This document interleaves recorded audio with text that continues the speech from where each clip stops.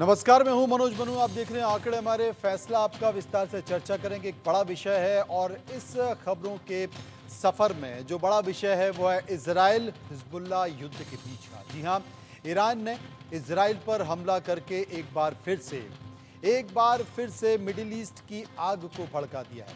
माना यह जा रहा है कि इजराइल बहुत जल्द ईरान पर बड़ा हमला करने की प्लानिंग कर रहा है। दोनों देशों में जिस तरह की बयानबाजी और टेंशन है, परेशानी है, उससे लगता है कि आज की रात ईरान पर भारी पड़ने वाली है। अगर इजराइल ने ईरान पर पलटवार किया तो मिडिल ईस्ट के हालत बेकाबू हो सकते हैं। ईरान ने इजराइल पर 200 से ज्यादा क्रूज मिसाइल्स दागी और दावा किया है कि उसकी अधिकांश मिसाइल अपने निशाने पर लगी। हालांकि इजराइल का कहना है कि उसने ज्यादातर मिसाइल्स को हवा में मार गिराया है। इजराइल के प्रधानमंत्री बेंजामिन नेतन्याहू ने ईरान के खिलाफ जवाबी कार्रवाई की कसम खाई है। उन्होंने कहा है कि ईरान ने बहुत बड़ी गलती की है और उसे इसकी कीमत चुकानी पड़ेगी। ईरान ने एक लिस्ट जारी की है जिसमें इजरायली प्रधानमंत्री नेतन्याहू को हिट लिस्ट में सबसे ऊपर रखा है। इजराइल में बैठकों का दौर चल रहा है। प्रधानमंत्री नेतन्याहू बैठक की अगुवाई कर रहे हैं। इसे ईरान के खिलाफ एक बड़ी प्लानिंग का हिस्सा माना जा रहा है। असल में 10 बड़े अपडेट मैं आपको बताना चाहता हूं ईरान और इजराइल युद्ध के। ईरान में नेतन्याहू समेत 11 की हिट लिस्ट जारी की। दक्षिणी लेबनान में 14 इजरायली सैनिकों की मौत हो चुकी है जिस तरीके से जमीनी युद्ध चल रहा है। वहीं प्रधानमंत्री नेतन्याहू और आर्मी कमांडर्स की एक बैठक चल रही है। ये बैठक कब चल रही है? जब ईरान ने एक हिट लिस्ट जारी की है और उस हिट लिस्ट में नेतन्याहू के साथ साथ इजराइल के रक्षा मंत्री मौजूद हैं और कई बड़े महत्वपूर्ण लोग हैं। और उसके बाद नेतन्याहू एक बैठक करने अपने तमाम बड़े कमांडर्स के साथ उधर ईरान के राष्ट्रपति कतर के लिए रवाना हो चुके हैं। ये भी एक अपडेट बताया जा रहा है। यूएन महासचिव पर इजराइल ने बैन लगा दिया है। ये कहते हुए बैन लगाया है कि जब ईरान ने बैलिस्टिक मिसाइल हमला किया तो आप चुप्पी क्यों साधे बैठे? आपने क्यों कुछ नहीं कहा? इसलिए अब इजराइल ने बैन कर दिया है यूएन के महासचिव पर। अब यूएन क्या कहता है? यूएन कहता है कि लेबनान से 1 लाख लोग सीरिया चले गए। अमेरिका ने कहा है कि हम इजराइल के साथ हैं। ईरान ने बंद किया अपना एयर स्पेस क्योंकि उसको ये लगता है कि अगर एयर स्पेस चालू होगा तो कोई भी बड़ी घटना घट सकती है। इधर ईरान हमले के बाद यूएनएसई में एक इमरजेंसी बैठक बुला ली गई है और जर्मनी ने ईरानी राजदूत को तलब कर लिया। ये तमाम सारे अपडेट्स हैं जो बता रहा हूं, यानी कि बहुत कुछ घट रहा है अंतर्राष्ट्रीय स्तर पर। वहीं ईरान ने इजराइल के नेताओं की एक हिट लिस्ट बनाई। इस हिट लिस्ट में इजराइल के 11 नेताओं के नाम शामिल हैं और जो नाम हैं उसके चेहरे जो हैं वो स्क्रीन पर आपको दिखाई दे रहे हैं कि ईरान ने जो हिट लिस्ट तैयार की है उसमें कौन से नाम हैं, कौन से चेहरे हैं। ये सब इजराइल के प्रमुख लोग हैं जो सत्ता के प्रमुख पदों पर बैठे हुए हैं, सेना के प्रमुख पदों पर बैठे हुए हैं। असल में जो नाम शामिल किए हैं वो नाम भी लिख दिए हैं। इजराइल के आतंकवादियों की लिस्ट जो लिखा है वो मैं आपको बता रहा हूं। ये वहां के प्रधानमंत्री, वहां के रक्षा मंत्री, वहां के सेना के प्रमुख, सबके बारे में लिखा है ईरान ने कि ये इजराइल के आतंकवादियों की लिस्ट। ये पोस्टर ईरान सरकार की तरफ से जारी किया गया, किसी संगठन की तरफ से नहीं बल्कि सरकार ने जारी किया। इस पोस्टर में सबसे ऊपर प्रधानमंत्री बेंजामिन नेतन्याहू की तस्वीर है। अब देखिए, कल्पना कीजिए, उनके बाद इजराइल के रक्षा मंत्री की तस्वीर और फिर chief of army general staff, उनका नाम शामिल है। इसके अलावा इजरायली एयरफोर्स के कमांडर, नौसेना के कमांडर, ग्राउंड फोर्स के commander, deputy chief of general staff, head of military intelligence, head of northern command, head of central command और हेड ऑफ साउदर्न कमांड के नाम और तस्वीरें इस लिस्ट में हैं। यानी ईरान ने खुला चैलेंज कर दिया है, खुला संकेत दे दिया है। अब अगर ईरान और इजराइल के बीच सीधी लड़ाई हुई तो कौन कौन से देश हैं जिनमें इसका असर हो सकता है और कौन कौन से देश हैं जो साथ दे सकते हैं? इजराइल के साथ कौन है ये समझिए। इजराइल अगर दोनों के बीच झगड़ा हुआ, लड़ाई हुई, लड़ाई तो चल ही रही है, लेकिन अगर ये जरूरत से ज्यादा हो गया तो इजराइल के साथ अमेरिका है, ब्रिटेन है, फ्रांस है, जापान है, जर्मनी है और ऑस्ट्रेलिया है। ये देश इजराइल के साथ आपको खड़े मिलेंगे। अब ईरान के साथ कौन कौन रहेगा अगर झगड़ा हुआ, लड़ाई हुई तो? ईरान का साथ देने वालों में रशिया है, रूस, तुर्की, चीन, लेबनान, यमन और सीरिया। ये ईरान के साथ आपको खड़े दिखाई देंगे। बहुत बड़ी लकीर खींचने जा रही है और ये इस रात की सुबह कब है कुछ नहीं कहा जा सकता। राजन कोचर साहब जो कि मेजर जनरल रिटायर्ड हैं, डिफेंस एक्सपर्ट, हमारे साथ होंगे। संजय कुलकर्णी जो कि लेफ्टिनेंट जनरल हैं, रिटायर्ड, वो हमारे साथ मौजूद होंगे। फॉर्मर डीजी हैं इन्फेंट्री के, वो हमारे साथ होंगे और विस्तार से चर्चा करेंगे, समझने की कोशिश करेंगे, इन लोगों से पूछेंगे कि आखिर स्थिति क्या है। राजन साहब से सबसे पहले पूछना चाहता हूं, राजन साहब, ये युद्ध किस तरफ जा रहा है? गुरु जी, बहुत इंटरेस्टिंग आपने अपना जो डिस्कशन इस सवाल से पूछा है, बिकॉज सबके जहन में ये चीज है कि ये युद्ध कहाँ पे हम देखते हैं इसको जाता हुआ। और जो मुझे ऐसा लगता है, जो रीडिंग ऑफ बैटल, अभी हम बैटल को रीड कर रहे हैं, तो सबसे पहले एक्शन होने वाला है इजराइल का। वो ये जो मिसाइल स्ट्राइक्स हुई है, ये उसका बदला लेंगे। और आपने अगर इजराइल का ट्रैक रिकॉर्ड देखा है तो आज तक जब भी इजराइल पे हमला हुआ है तो उसका पलटवार इजराइल ने किया है। तो इसलिए, और जो स्टेटमेंट्स इजराइल से आ रही है, डैनियल हगारी की स्टेटमेंट, जो उनके मिलिट्री स्पोक्स पर्सन है, वो एक क्लियर इंडिकेशन देते हैं कि ये हमला अगले विद इन 48 आवर्स लाइवलीहुड जताई जा रही है कि उसमें होगा। किस प्रकार और किस इंटेंसिटी का होगा, इसके बारे में भी जिक्र करना बहुत इंपॉर्टेंट रहेगा। बिकॉज जब इजराइल स्ट्राइक करेगा तो वो प्रिसिशन स्ट्राइक्स होंगी, क्योंकि जिस टाइप की जो मिसाइल्स इजराइल के पास है वो ईरान की मिसाइल से ज्यादा आधुनिक है।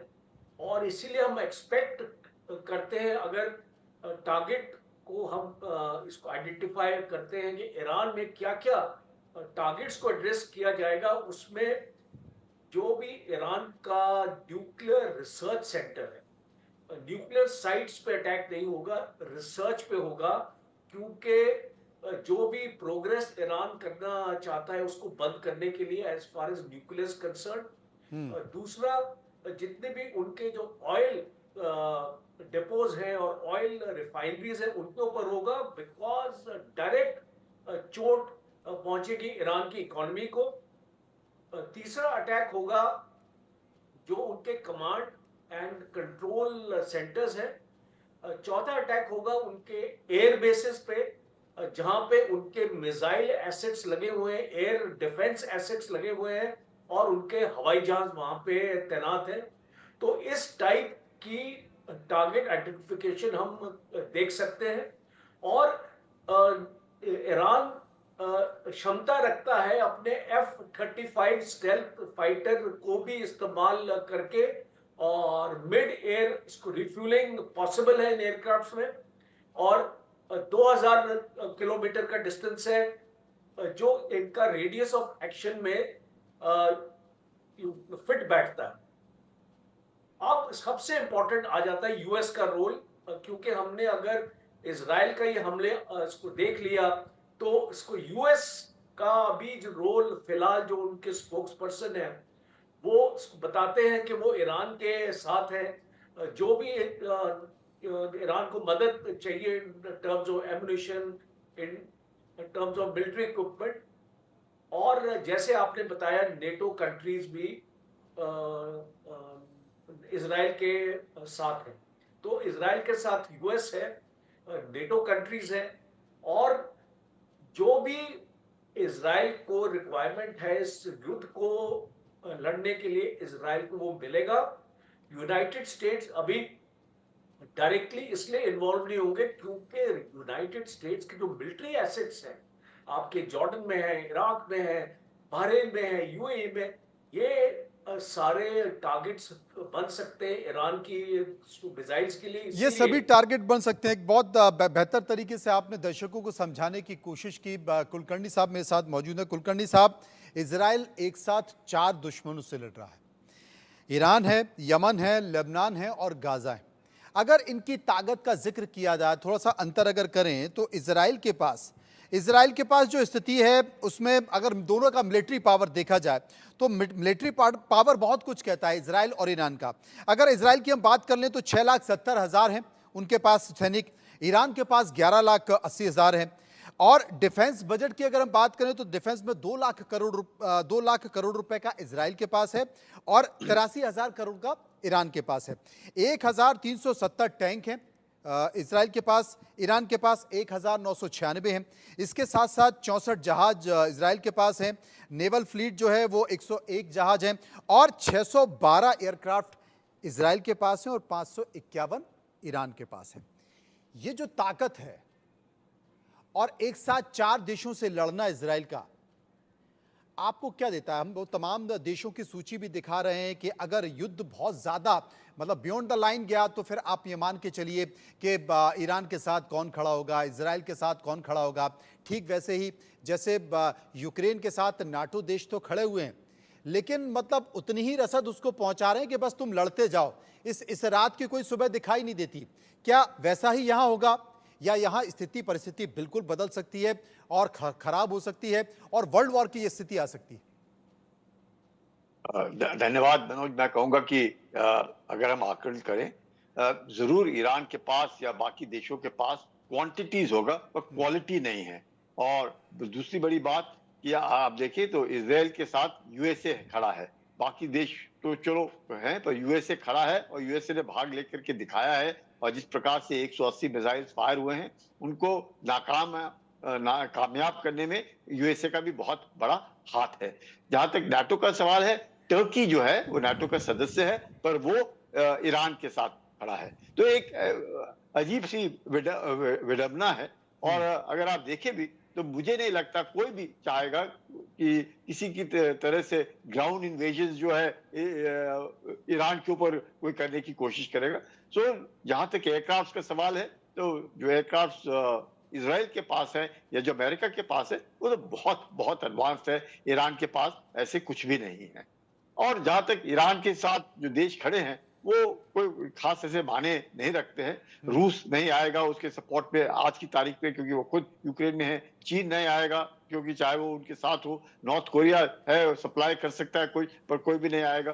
तो ऐसे हालात में आप समझ सकते हैं कि ईरान अपनी बंदिशों को बहुत अच्छी तरह जानता है। और इसलिए आप देखेंगे कि शुरू में जैसे ही ईरान ने 180 मिसाइल्स डाले, उसके बाद पहला जो स्टेटमेंट उनका आया कि हमारी लड़ाई हमारी तरफ से लड़ाई खत्म है, अगर आप इसको शुरू करना चाहते तो हम लड़ने के लिए तैयार हैं। यानी कि एक तरीके से सहानुभूति और एक तरीके से हौसला अफजाई अपने प्रॉक्सीज यानी कि हमास का, हिजबुल्लाह का, हुदीस का, कि भाई ऐसे नहीं लगना चाहिए कि वो उन्हीं के प्रॉक्सीज हैं, उन्हीं के फंडेड है, उन्हीं का ट्रेंड है, उन्हीं के हथियार हैं। और काफी सालों से लगातार आप देखेंगे कि जो सिविल वॉर हुआ जॉर्डन में, उसके बाद से जिस प्रकार से पीएलओ उठ करके लेबनान में चला गया और जिस प्रकार से लगातार सदर्न लेबनान में हुआ, हिजबुल्लाह खड़ा हुआ, इधर हमास खड़ा हुआ, हमास और पीएलओ के बीच में अनबन हुई, तो ये सब कुछ देखते हुए ईरान ने जिस तरीके से नेतृत्व लिया कि हम इजराइल को यहां से बिल्कुल खत्म करेंगे, इजराइल को खत्म करेंगे। और जो 1985 का जो मैनिफेस्टो है हिजबुल्लाह का जब खड़ा हुआ, उसमें 3 अगर बड़ी बातें देखी जाए तो उन्होंने साफ शब्दों में कहा कि हम पश्चिमी प्रभाव जो लेबनान में है उसको हटाएंगे। तो आप समझ सकते हैं कि उस वक्त 70% लोग क्रिश्चियन थे लेबनान के अंदर, आज की तारीख में सिर्फ 30% रह गए हैं। दूसरा था हम इजराइल को खत्म करेंगे। इजराइल को खत्म करने के लिए आप देखिए किस प्रकार से लगातार हिजबुल्लाह जो है 1992 में तो नसरुल्लाह ही बने इंचार्ज, और जिस प्रकार से वो पूरा का पूरा खड़ा हुआ है आतंकी संगठन बोले तो आतंकी संगठन भारत ने तो नहीं कहा है वो आतंकी संगठन है, पर जरूर अमेरिका ने 1997 में आतंकी संगठन घोषित किया है, पर वो राजनीति में भी सक्रिय है। 2005 में ही कैबिनेट में था, 2009 में लगातार उसकी जो सीट है पार्लियामेंट में आ रही है, आप देख रहे हैं आज की तारीख में भी 13 है। और इस हालात को देखते देखते कि हम देख रहे हैं कि सदर्न लेबनान में भी हिजबुल्लाह का जबरदस्त प्रभाव है, सदर्न बेरूट में उसका प्रभाव है, बेका वैली में उसका प्रभाव है। 30% है शिया लेबनान के अंदर, तो दबदबा इतना ज्यादा है। और जो तैफ एग्रीमेंट था, उस तैफ एग्रीमेंट के तहत जब सिविल वॉर खत्म हुआ तो किसको हथियार रखने की इजाजत मिली? तो हिजबुल्लाह को। यानी कि लेबनीज आर्मी अलग है और हिजबुल्लाह के पास हथियार रखने की इजाजत दी गई। और जिस प्रकार से जो एक मैं कहूँगा जो ब्लू लाइन है और लिटनी नदी है, उसके बीच में जो बार बार हिजबुल्लाह लगातार 7 अक्टूबर 2023 से जो परेशान कर रहा था इजराइल को, और इजरायली खुद ही अपने देश से पलायन करके डिस्प्लेस हो गए, मतलब रेफ्यूजी अपने ही तकरीबन 70,000 रेफ्यूजी नॉर्दर्न इजराइल से हट करके इजराइल के दूसरे इलाके में चले गए। वैसे ही सदर्न लेबनान में भी तकरीबन लाख के ऊपर लोग बेघर होकर के उन्होंने वो इलाका छोड़ दिया, कुछ सीरिया के अंदर चले गए। तो ऐसी हालत में देख रहे हैं कि वहां पर कौन रहना चाहिए था? 2 लेबनीज आर्मी और दूसरा यूनिफिल, यूनिफिल यानी कि United nation interim force in Lebanon, UNIFIL होना था। यूनिफिल 1978 से 11,050 देशों का एक बहुत बड़ा समूह वहां पे तादाद है। अब भारत भी उसका एक सदस्य है 1997 के बाद। तो ऐसी हालात में देख रहे हैं कि आप हिजबुल्लाह जो मन चाहे करने की कोशिश में है, क्योंकि राजनीति में भी सक्रिय है, दबदबा भी है, हथियार भी है, तो लेबनीज आर्मी जो है बिल्कुल ही अलग है। और ईरान ने इसको इस तरीके से फंड किया है, इस तरीके से इसको ट्रेनिंग दी है, इस तरीके से इसको हथियार दिए कि 1.5 लाख के आसपास, उसके बाद रॉकेट, उसके बाद ड्रोन, उसके बाद टैंक, उसके बाद आर्टिलरी, उसके पास तकरीबन 1 लाख के आसपास फाइटर्स, 50,000 रिजर्व। तो मतलब बेतरतीब एक तरीके से तैयार किया। किस मकसद से? इजराइल को हराना और इजराइल को नदियों में समुद्र में डालना और ढकेलना। वो तो हुआ नहीं। आप देख सकते हैं कि 2 दिन में पासा पलट गया। जिस प्रकार से पेजर्स, जिस प्रकार से वॉकी टॉकी इजराइल ने, मोसाद ने जिस प्रकार से पूरा कम्युनिकेशन, पूरी उनकी लीडरशिप, नसरुल्लाह तक सबको मार दिया गया। और ऐसी हालात में उतना ही नहीं, उससे पहले इजराइल ने हानिया को ईरान के अंदर मारा। तो ईरान जो है बहुत बुरा लग रहा था, ईरान को एक तरीके से धक्का लगा कि उसकी धरती पर उनके राष्ट्रपति के इसमें आया हुआ हानिया जो हमास का आदमी है उसको उन्होंने मार दिया, उधर नसरुल्लाह को मार दिया। अब नसरुल्लाह का चचेरा भाई जो है, जिसको बोल रहे हैं कि सैफुद्दीन जो अगला कमांडर बनेगा हिजबुल्लाह का, उसकी शादी किससे हुई है? सुलेमानी के लड़की से। तो सुलेमानी कौन था? उसको 2020 में किसने मारा और किस प्रकार से वो एक आईआरजी का जो बहुत बड़ा लीडर वहां पर था, उसको भी ठोक दिया। तो आप समझ सकते किस प्रकार से ईरान इस पूरे संदर्भ में है। और ईरान को लग रहा था कि इन प्रॉक्सीज के द्वारा वो प्रेशर डालेंगे किसके इजराइल के ऊपर, इजराइल के। संजय जी, इस बीच एक बयान भी आ गया है संजय, इस बीच संजय जी एक बयान भी आ गया है, और बयान है कि इजराइल के मिलिट्री चीफ का ये कहना है कि ईरान के हमले का जवाब हम जरूर देंगे। ये किसने कहा है? ये इजराइल के मिलिट्री चीफ ने कहा है। वो ये कहते हैं कि ईरान ने कल इजराइल पर हमला किया था, यानी कि जो बैलिस्टिक मिसाइल से हमला किया था उसका जवाब हम देकर रहेंगे, ये इजराइल ने कह दिया। और अगर इजराइल ने कहा है, उनके मिलिट्री चीफ ने ये कहा है, तो संकेत बढ़े। ये भी कहा जा रहा है कि अब तक वॉकी टॉकी, पेजर और हवाई हमले हो रहे थे, अब ज़मीनी हमले भी हो चुके हैं। इजराइल की तरफ से ये दावा किया है कि लेबनान में 2 किलोमीटर तक अंदर आर्मी घुस गई है, सेना घुस गई है। हालांकि ईरान की तरफ से ये कहा गया कि 400 मीटर अंदर आए थे, देन उसके बाद फिर वो बाहर चले गए। अब लेकिन क्या सच्चाई है? लेकिन मेरे साथ राजन साहब मौजूद हैं। राजन साहब, एक बात मैं पूछना चाहता हूँ। ईरान के सुप्रीम लीडर आयतुल्लाह अली खamenei ये कहते हैं कि पश्चिमी देशों ने मिडिल ईस्ट में तनाव पैदा कर रखा है। वो अमेरिका की बात कर रहे थे, वो यूरोपीय देशों की बात कर रहे थे कि अमेरिका और यूरोपीय देशों ने यहाँ पर तनाव पैदा कर रखा है। हम अपने मसलों को सुलझा सकते हैं, चाहे वो जंग हो, टकराव हो, और इस केवल अमेरिका के कारण और यूरोपीय देशों के कारण यहाँ पर तनाव बढ़ रहा है। इस तरह का बयान अब इसे कैसे देखते हैं? मैं इसका बयान एक डायरेक्ट है इजराइल के ऊपर इशारा कर रहा है, क्योंकि इजराइल को किसने मजबूत बनाया।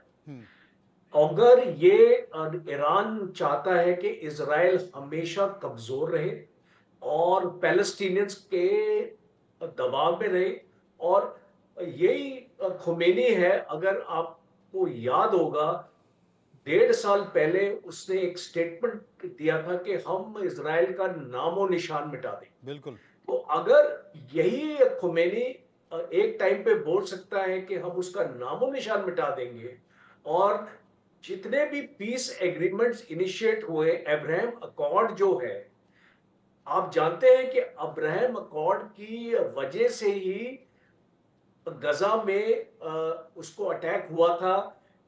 ये लोग अंदर आए थे, ये हमास के, और जो 1200 लोगों का कत्लेआम हुआ था और जो 240 होस्टेजेस लिए थे, ये डायरेक्ट रिजल्ट था अब्राहम अकॉर्ड का, क्योंकि सऊदी अरेबिया और इजराइल के बीच में समझौता हो रहा था और वो ईरान चाहता बिल्कुल नहीं था।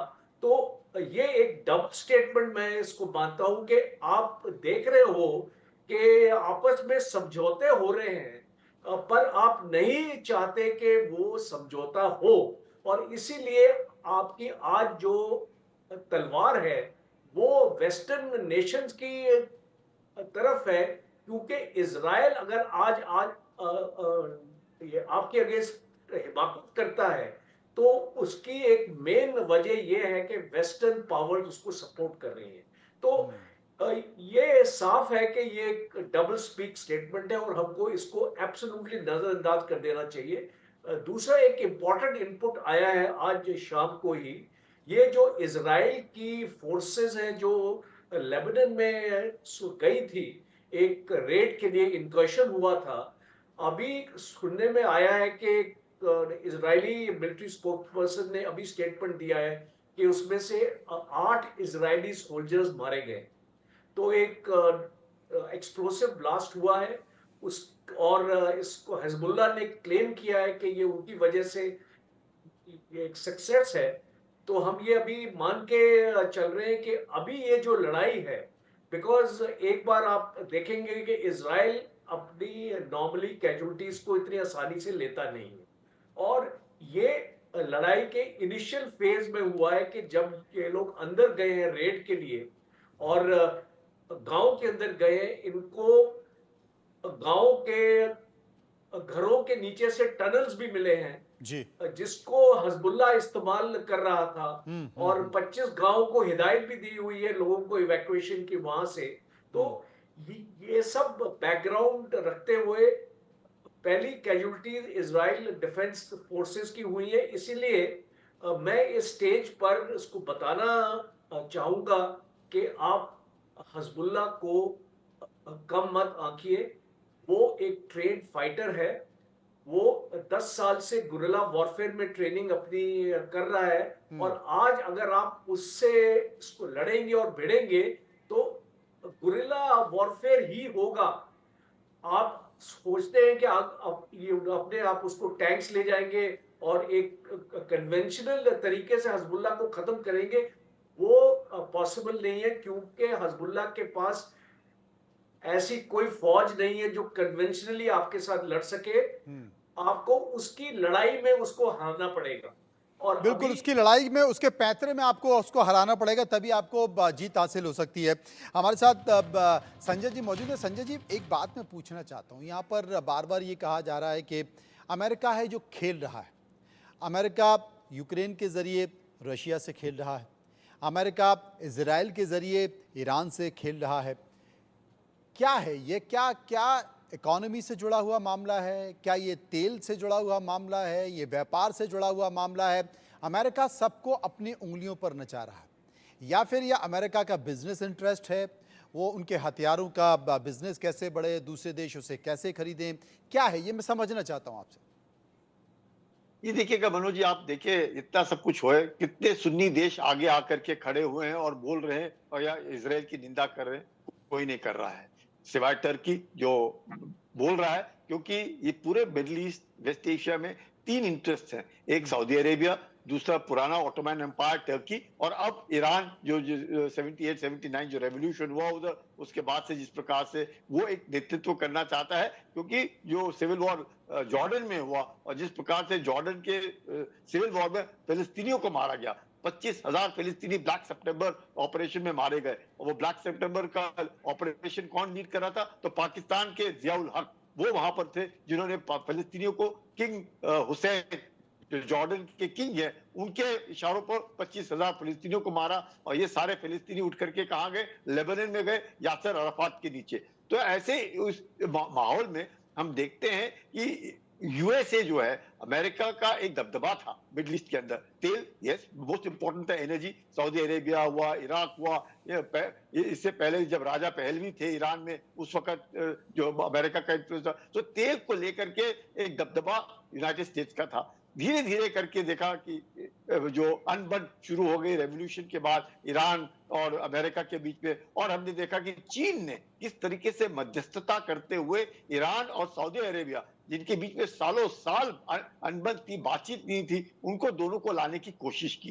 तो उसमें तकरीबन अमेरिका को लगा कि वो जो वर्चस्व उसका था वो धीरे धीरे गिरता जा रहा है। रूस का इन्फ्लुएंस था कहाँ? सीरिया में इन्फ्लुएंस था। फ्रांस का इन्फ्लुएंस आज की तारीख में भी है लेबनान के अंदर, क्योंकि वो लेबनान का प्रोटेक्टेड था किसी वक्त। तो ऐसे हालात में अब जो रेलेवेंस है अमेरिका का, जो जिसको लग रहा था अब रेलेवेंस है अमेरिका का, आप देख रहे हैं कि ईरान अकेला है और उसके साथ बातचीत सब कुछ कर रहे हैं, सब कोई बोल रहा है चीज बुरा है, ये है वो है, पर आगे कौन आया है? सिर्फ अमेरिका। अमेरिका ही आगे आकर के इजराइल के साथ खड़ा है, और इजराइल को चाहे अमेरिका चाहता है युद्ध समाप्त हो जाए, इलेक्शन है वहां पे, पर कोई भी हो, क्या रिपब्लिकन हो या डेमोक्रेट हो, दोनों के दोनों इजराइल के साथ खड़े मिलेंगे। और इजराइल को भी मालूम है कि जिस प्रकार से उन्होंने ये जो आतंक बोल रहे हैं, हम लोग भारत ने भी ना हिजबुल्लाह को आतंकी घोषित किया है ना हमास को आतंकी घोषित किया है, क्योंकि वो राजनीति में सक्रिय है।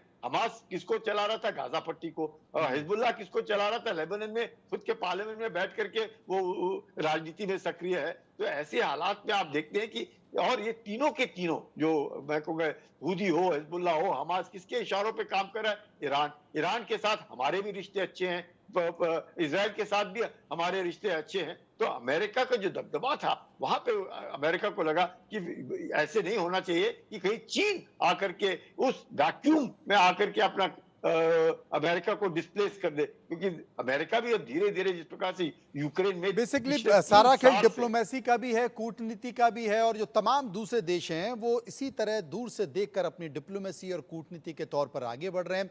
भारत भी अपनी डिप्लोमेसी के तौर पर उतनी ही जितने जरूरत है उतना आगे बढ़ रहा है, उतना इंटरफेयर कर रहा है, वरना वो भी पीछे खड़ा हुआ। बहुत बहुत शुक्रिया करेंगे सभी लोगों का जो मेरे साथ इस पूरे मामले पर चर्चा कर रहे थे। लेकिन आने वाले समय में स्थितियां और खराब होने वाली है, और ये कहां तक जाएंगी फिलहाल कुछ दिखाई नहीं देता।